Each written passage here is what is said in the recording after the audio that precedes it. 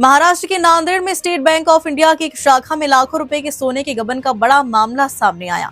Bank के 2 अधिकारियों पर गिरवी रखे गए सोने में हेराफेरी कर करीब 85,81,000 रुपए की धोखाधड़ी करने का आरोप लगा है। मामले में पुलिस ने केस दर्ज कर जांच शुरू कर दी है। नांदेड़ की डॉक्टर लेन स्थित SBI शाखा में कैश मैनेजर आदित्य सेन गावरकर और सर्विस मैनेजर जीवन जगदाले पर बैंक में गिरवी रखे गए सोने में हेराफेरी करने का आरोप है। शिकायत के मुताबिक दोनों अधिकारियों ने 391.7 ग्राम असली सोना निकालकर उसकी जगह 414.30 ग्राम नकली सोना रख दिया, जिससे बैंक को 85,81,597 रुपए का नुकसान हुआ। आंतरिक जांच में गड़बड़ी की पुष्टि होने के बाद बैंक प्रशासन ने वजीराबाद पुलिस थाने में शिकायत दर्ज कराई।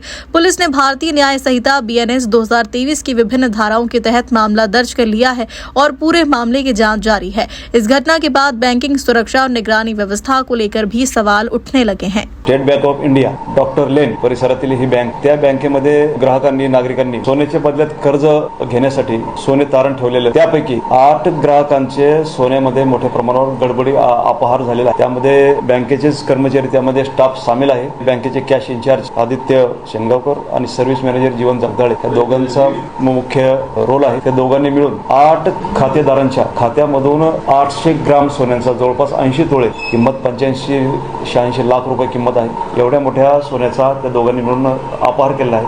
काही सोनं त्या कस्टमरच्या लॉकरमधून काढून घेतलेलं आहे आणि काही सोनं जवळपास 400 ग्राम त्या ठिकाणी बनावट सोनं ठेवून अशा पद्धतीनं अपहार केला आहे। एक आरोपी अटक केला आहे आणि उर्वरित आरोपी फरार झाला, मिसिंग झाला। त्याचा आम्ही शोध घेत आहोत।